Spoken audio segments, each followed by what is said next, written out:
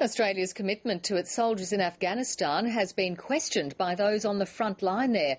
One soldier says troops have been let down by the army. In an email, he refers to a recent battle in which his mate died and others were left short of ammunition as they fought for their lives.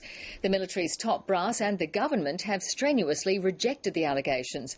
But there are now calls to double Australia's 1,500-strong force to provide enough manpower to win the war. Stephanie Kennedy reports from Canberra. It was this battle that claimed the life of Lance Corporal Jared McKinney.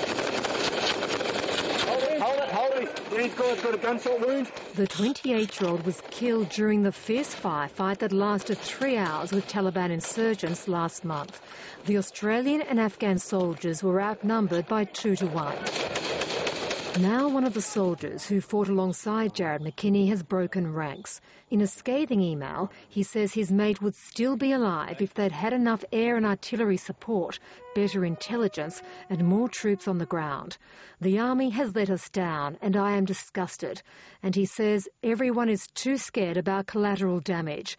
That contact would have been over before Jared died if they'd had mortars. It's really quite disappointing that the Australians ended up having to withdraw because their ammunition was running low, because there weren't enough of them there, and also their fire support, particularly the air support, was reasonably inadequate. And the Frontline Diggers says it was a miracle that 5 or 6 more Australian soldiers weren't killed.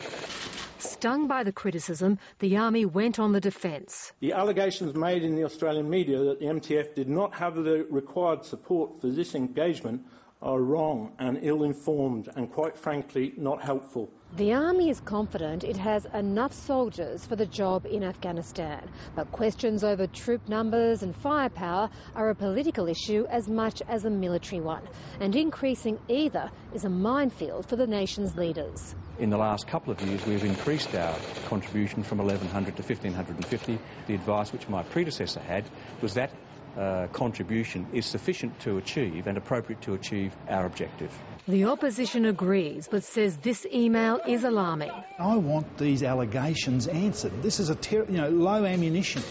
Here we are fighting for our lives for 3 hours and we're running low on ammunition. I just don't get it. And neither does Jared McKinney's grieving family and friends. Stephanie Kennedy, ABC News, Canberra.